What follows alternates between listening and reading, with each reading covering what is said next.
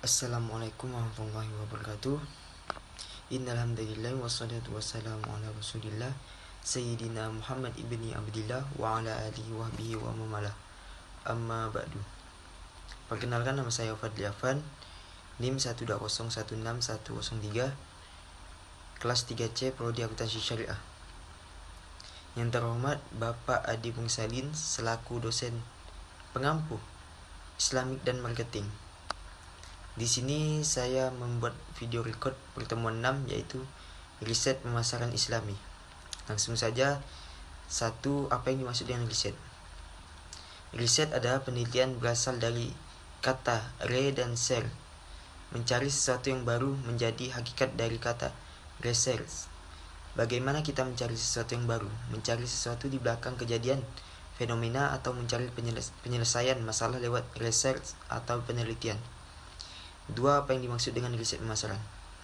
Menurut Malhotra dalam American Marketing Association mengatakan bahwa riset pemasaran adalah identifikasi, pengumpulan, analisis, dan penyebaran informasi yang sistematis dan objektif untuk meningkatkan pengambilan keputusan yang berhubungan dengan identifikasi dan solusi masalah-masalah dan kesempatan-kesempatan dalam pemasaran. Tiga, coba baca surah An-Nisa ayat 94. أعوذ بالله من الشيطان الرجيم بسم الله الرحمن الرحيم يا أيها الذين آمنوا إذا ضربتم في سبيل الله فتبينوا ولا تقولوا لمن ألقى إليكم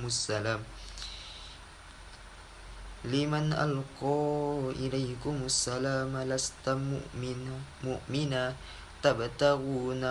تبتغون عرض الحياة الدنيا وَإِنَّ اللَّهِ مَغَانِمُ كَثِيرَةٌ كَذَلِكَ كُنْتُمْ مِنْ قَبْلُ فَمَنَّ اللَّهُ عَلَيْكُمْ فَتَبَيَّنُوا إِنَّ اللَّهَ كَانَ بِمَا تَعْمَلُونَ خَبِيرًا. Shadaqallahul Azim. Makna dari ayat tersebut bahwa Allah Subhanahu wa taala memerintahkan kepada orang-orang mukmin agar mengadakan penelitian lebih dahulu sebelum membunuh seseorang yang dianggapnya musuh, agar jangan sampai membunuh seseorang yang telah menganut agama Islam. Apalagi jika pembunuhan itu dilakukan hanya karena keinginan untuk memiliki harta bendanya. Allah Subhanahu wa taala memperingatkan bahwa orang-orang mukmin tidak boleh berbuat demikian, sebab Ia telah menyediakan rahmat yang banyak bagi orang-orang yang beriman kepadanya dan mematuhi segala ketentuan-ketentuannya. Sesudah itu, Allah Subhanahu wa taala memperingatkan pula kepada orang mukmin bahwa mereka pun dulunya pada waktu mereka mula-mula memeluk agama Islam menyembunyikan imannya, tetapi mereka mengucapkan salam, Assalamualaikum, bila berjumpa dengan orang-orang mukmin yang telah lebih dahulu memeluk agama Islam. Dan dengan demikian mereka mengharapkan keamanan diri, keluarga, dan harta benda dari kaum muslimin yang telah masuk Islam lebih dahulu. Apabila mereka dulunya telah berbuat demikian dan Allah SWT telah memberikan keamanan yang mereka inginkan itu, maka sewajarnya pula lah mereka menghormati orang-orang yang berbuat semacam itu terhadap mereka, dan tidak tergesa-gesa menuduh seseorang sebagai musuh Islam, lalu membunuhnya dan merampas harta bendanya. Pada akhir ayat ini Allah Subhanahu wa taala memperingatkan bahwa Dia senantiasa mengetahui segala perbuatan hambanya dan Dia akan memberinya balasan yang setimpal, baik atau buruk. 4. Pengertian riset dalam Islam. Riset dalam Islam merupakan sebuah penelitian yang dilakukan untuk mengangkat derajat umat Islam dan juga bermanfaat bagi kemaslahatan hidup manusia, baik itu secara teoritis atau akademik maupun secara empirik atau lapangan. 5. Baca surah Yunus ayat 101. A'udzu billahi minasyaitonir rajim. Bismillahirrahmanirrahim. Qul inzuru madza fis samawati wal ard وَمَا تُغْنِي الْآيَاتُ وَالنُّذُرُ عَنْ قَوْمٍ لَا يُؤْمِنُونَ. Shadaqallahul Azim. Isi kandungan dari surah Yunus pada ayat 101 ini bahwa Allah memerintahkan kepada Nabi Muhammad, katakanlah kepada mereka, perhatikanlah ciptaan Allah, yaitu apa saja yang ada di langit dan di bumi. Jika mereka mau menggunakan akal mereka untuk memikirkan tanda-tanda kebesaran dan kekuasaan Allah, tentu mereka sudah beriman apabila keberadaan tanda-tanda kebesaran Allah di langit dan di bumi serta diutusnya para rasul tidak juga menjadikan mereka beriman, maka mereka tidak menunggu-nunggu kecuali kejadian-kejadian yang sama dengan kejadian-kejadian masa lalu. yakni azab orang yang menimpa orang-orang terdahulu sebelum mereka. 6. Jelaskan pentingnya riset dalam pemasaran Islam. Riset pemasaran dalam Islam sangat penting karena riset ini digunakan untuk melakukan pengumpulan, pengolahan, analisis, dan interpretasi data secara sistematis sehingga dapat digunakan sebagai masukan dalam pengambilan keputusan di bidang pemasaran barang dan jasa. 7. Proses manajemen pemasaran. Proses manajemen pemasaran terdiri dari 1. Meneliti dan memilih pasar sasaran. Praktik pemasaran modern membagi pasar menjadi segmen-segmen pasar utama, mengevaluasi segmen-segmen itu, memilih dan menetapkan segmen tertentu sebagai sasaran dan memutuskan penempatan perusahaan dalam setiap pasar. 2. Pengembangan strategi pemasaran. Strategi pemasaran terdiri dari pengambilan keputusan tentang biaya pemasaran dari perusahaan, bauran pemasaran, dan lokasi pemasaran.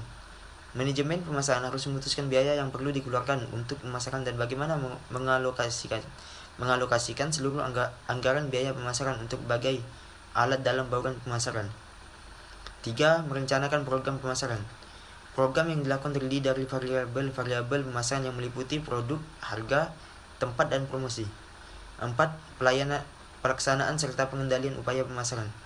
Perusahaan harus merancang organisasi pemasaran dengan menganalisis secara berkala profitabilitas nyata dan dari berbagai produk, kelompok pelanggan, saluran perdagangan, dan besarnya pesanan. 8. Jelaskan peran riset pemasaran dalam rencana dan strategi pemasaran.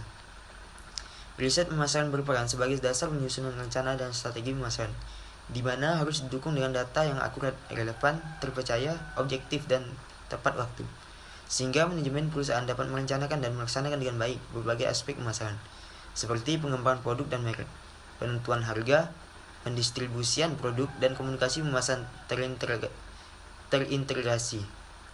9. Definisi riset pasar dan mengapa manajemen perusahaan melakukan riset pasar.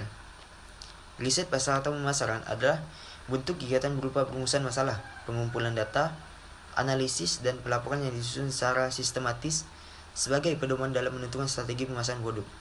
Pentingnya riset pemasaran bagi perusahaan dengan tujuan dijalankannya marketing research, yaitu untuk mengetahui dan melakukan analisa hal yang dibutuhkan atau diperlukan oleh pasar, dan juga untuk mengetahui pesaing bisnis.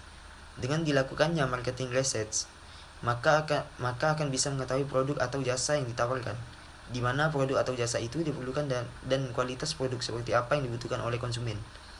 Selain itu, untuk dapat tahu seberapa besar permintaan dan potensi permintaan, kapan permintaan tersebut memuncak dan kapan permintaan tersebut menurun. 10. Klasifikasi riset pasar. Ada 2 klasifikasi riset pasar. Yang pertama, riset identifikasi masalah, yaitu proses dan hasil pengenalan masalah atau inventarisasi masalah. Dengan kata lain, identifikasi masalah adalah salah satu proses penelitian yang boleh dikatakan paling penting di antara proses lain. Ada 5 macam riset identifikasi masalah, yaitu market potensi research, market share research, image research, forecasting research, business trend. Lalu yang kedua, riset mengatasi masalah, yaitu riset yang diadakan untuk menolong memecahkan masalah yang lebih spesifik di dalam pemasaran. Ada 5 macam riset mengatasi masalah, yaitu segmentation research, product research, pricing research, promotion research, distribution research. Lalu yang ke-11, jelaskan proses riset pasar.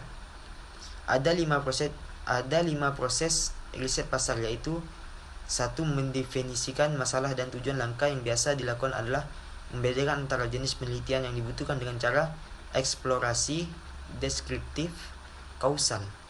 2. Mengembangkan rencana penelitian dengan memutuskan beberapa hal, yaitu anggaran, sumber data, pendekatan penelitian, instrumen penelitian, rencana pengambilan sampel, metode kontak. 3. Mengumpulkan informasi yang dikumpulkan sesuai dengan rencana yang sering dilakukan oleh perusahaan eksternal.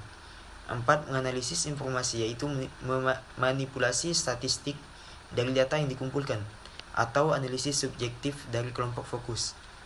5. Menyajikan temuan berisi kesimpulan keseluruhan untuk disajikan daripada metodologi statistik yang berlebihan. 12. Apa yang dimaksud dengan primary research? Primary research merupakan penelitian utama untuk penelitian primer yang melibatkan pencarian informasi baru dari tangan pertama atau disebut juga dengan data primer. 13. Metode melakukan primary research. Metode melakukan primary research terdiri dari 3 macam, yaitu questionnaires, yaitu biasanya berisi beberapa informasi kuantitatif maupun kualitatif. Pada halaman awal itu mungkin berisi pertanyaan tentang latar belakang konsumen seperti pendidikan, jumlah anggota keluarga, dan pendapatan. Bagian berikutnya berisi beberapa pertanyaan kunci untuk menjawab tujuan dari penelitian. 2. Focus groups, yaitu penelitian mengumpulkan beberapa orang untuk mendiskusikan suatu masalah. Mereka mungkin adalah konsumen terpilih atau para ahli. Topik diskusi bervariasi tergantung pada jenis penelitian. Itu mungkin tentang suatu produk, layanan, iklan, atau gaya kemasan baru. Peneliti kemudian mengajukan pertanyaan tersebut kepada anggota kelompok dan mendorong mereka untuk secara aktif mendiskusikan tanggapan mereka. Semua anggota grup bebas untuk memberikan sudut pandang mereka. Di sini peneliti biasanya bertindak sebagai pemimpin diskusi dan merekam atau mencatat poin-poin penting diskusi. 3. Observation, yaitu observasi tidak melibatkan interaksi langsung dengan responden, melainkan peneliti menonton dan mengamati responden dan membuat catatan tentang mereka. Misalnya untuk riset perilaku pelanggan di toko retail, peneliti mungkin akan mencatat gender, produk apa yang pertama kali mereka tuju saat memasuki toko, apa yang mereka masukkan ke dalam keranjang belanja, dan apa yang mereka bayar di kasir, dan beberapa jumlahnya. 14. Manfaat dan kelemahan melakukan primary research. Manfaat primary research: 1. Directly relevant to the business, yaitu secara langsung relevan dengan bisnis. 2. Up to date data obtained, yaitu data terkini diperoleh. 3. Competitors do not have access to the finding, yaitu pesaing tidak memiliki akses ke ketentuan. Kelemahan primary research: 1. Time consuming, yaitu membuang-buang waktu. 2. Often expensive, yaitu sering mahal. 3. Result may be misleading if the sample size is too small, questions are unclear, or there is interviewers biasa, yaitu hasil mungkin menyesatkan jika ukuran sampel terlalu kecil, pertanyaan tidak jelas, atau ada bias pewawancara. 15. Apa yang Anda ketahui tentang quantitative research? Yang saya ketahui tentang quantitative research adalah riset pasar kuantitatif melibatkan pencarian data numerik. Data kuantitatif umumnya dikumpulkan dari sampel besar dan mudah dianalisis, dan juga metode pengumpulan data kuantitatif meliputi kuesioner tertulis dan online. 16. Apa yang dimaksud dengan sampling? Sampling merupakan metode memilih kelompok responden yang lebih kecil dari representatif untuk melakukan penelitian, bukan seluruh populasi. 17. Metode yang digunakan dalam menarik sampel. Ada 3 macam metode yang digunakan dalam sampling, yaitu 1. Random sampling. Setiap orang dalam populasi mempunyai kesempatan yang sama untuk dipilih menjadi sampel. 2. Quota sampling. Quota orang-orang dalam sampel dipilih untuk mencerminkan proporsi kelompok yang berbeda di pasar sasaran. 3. Stratified sampling. Segmen pasar yang sesuai dipilih terlebih dahulu, misalnya laki-laki yang sudah menikah. Kemudian sampel dipilih secara acak dari segmen ini. 18. Bacalah artikel pengantar riset pemasaran.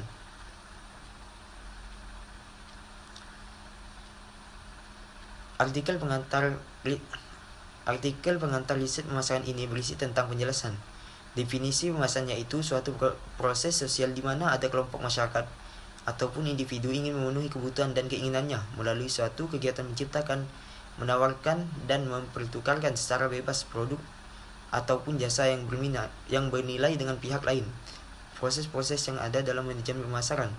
Lalu pentingnya peran riset pemasaran dalam rencana dan strategi pemasaran. Kemudian menurut Malhotra dalam American Marketing Association mengatakan bahwa riset pemasaran adalah identifikasi, pengumpulan, analisis, dan penyebaran informasi yang sistematis dan objektif untuk meningkatkan pengambilan keputusan yang berhubungan dengan identifikasi dan solusi masalah-masalah dan kesempatan-kesempatan dalam pemasaran. Artikel ini juga berisi penjelasan tentang apa primary research, apa itu quantitative research, dan apa itu sampling. Setelah saya membaca artikel ini, banyak sekali manfaat yang saya dapatkan, yaitu saya lebih bisa paham apa saja yang ada di dalam riset pemasaran. Saya juga jadi tahu bahwa riset pemasaran terdiri dari dua klasifikasi dan 5 proses dalam melakukan riset pasar. 19. Baca jurnal riset pemasaran Islam. Manfaat yang saya dapatkan setelah membaca jurnal riset pemasaran Islam adalah saya menjadi tahu bahwa kajian tentang Islam dan pemasaran dapat dibahas dalam 2 tahap yang berbeda, yaitu penghilangan dan penemuan. Penghilangan berkaitan dengan kelangkaan minat pada pengkonsepan dan studi tentang kaum muslim sebagai konsumen. Dalam literatur perilaku konsumen dan pemasaran, agama secara umum adalah suatu area kurang diminati. Bahkan perhatian pada studi Islam, terutama yang berkaitan dengan konsumsi dan pemasaran, sangat langka. Penemuan ada beberapa perkembangan politik, sosial, budaya, dan ekonomi yang mendasari minat pada konsumen muslim. Dalam terakhir ini, beberapa studi tentang pergerakan Islam mulai nampak. Studi ini membahas percabangan secara politis dari berbagai pergerakan Islam yang muncul. Berdasarkan pada pembahasan pada artikel ini menunjukkan bahwa diperlukan suatu pemahaman yang lebih mendalam mengenai konsumen muslim dan pasar Islami serta persyaratan-persyaratan yang harus dipenuhi oleh pemasar yang menggunakan pendekatan perbedaan. Dengan kata lain, sebagai ganti dari fokus pada perbedaan dan memisahkan konsumen muslim sebagai pasar yang terpisah dari pasar secara umum, kita harus memperhatikan bagaimana perbedaan semacam ini berperan dalam kehidupan konsumen sehari-hari. Kita juga harus menguji hal-hal selain agama, misalnya sumber daya, ekonomi, dan budaya. 20. Ringkasan penjelasan riset pemasaran dan peramalan permintaan dalam Islam. Definisi riset dalam Islam: riset pemasaran adalah proses identifikasi, pengumpulan, analisis, dan penyebaran informasi tentang masalah-masalah dan kesempatan-kesempatan pasar secara sistematis, di mana hasil yang diperoleh dipakai sebagai bahan pertimbangan untuk membuat keputusan-keputusan untuk mengevaluasi, memonitor, dan mengoptimalkan performa pemasaran. Pentingnya riset dalam pemasaran Islam digunakan untuk melakukan pengumpulan, pengelolaan, analisis, dan interpretasi data secara sistematis sehingga dapat digunakan sebagai masukan dalam pengambilan keputusan di bidang pemasaran barang dan jasa. Fitur riset pemasaran riset yang baik menurut Cooper dan Emery dalam Bidayat dan Amirullah harus mengetahui kriteria karakteristik antara lain sebagai kejelasan tujuan, teguh pendirian, jujur dan objektif, bersifat pengulangan, bersifat penyederhanaan, berlaku umum. Proses riset pemasaran. Riset identifikasi masalah. Riset ini membantu mengidentifikasikan proses dan hasil pengenalan masalah atau inventarisasi masalah. Masalah penelitian akan menentukan kualitas suatu penelitian. Bahkan itu juga menentukan apakah sebuah kegiatan bisa disebut penelitian atau tidak. 2. Riset pemecahan masalah. Riset ini dilakukan agar diperoleh solusi tertentu yang dapat digunakan dalam pengambilan keputusan untuk memecahkan masalah secara spesifik. Pengukuran produktivitas pemasaran dalam konsep Islam. Pengukuran produktivitas berhubungan dengan perubahan produktivitas sehingga usaha-usaha untuk meningkatkan produktivitas dapat dievaluasi. Tujuan pengukuran produktivitas adalah untuk menilai apakah efisiensi produk meningkatkan atau menurunkan. B. Mengukur produktivitas pemasaran. Salah satu tugas penting dalam riset pemasaran adalah menilai efisiensi dan efektivitas kegiatan pemasaran. Pengamalan dan pengukuran permintaan pasar. A. Mengukur permintaan pasar saat ini, mengestimasi total permintaan pasar, mengestimasi wilayah permintaan pasar, mengestimasi penjualan aktual dan pangsa pasar. B. Meramal permintaan mendatang, survei niat pembelian, pendapatan para tenaga penjual, pendapatan para ahli peramalan penjualan masa lalu. Baiklah, hanya itu yang bisa saya sampaikan. Kurang dan lebihnya saya mohon maaf. Wabillahi taufiq wal hidayah. Wassalamualaikum warahmatullahi wabarakatuh.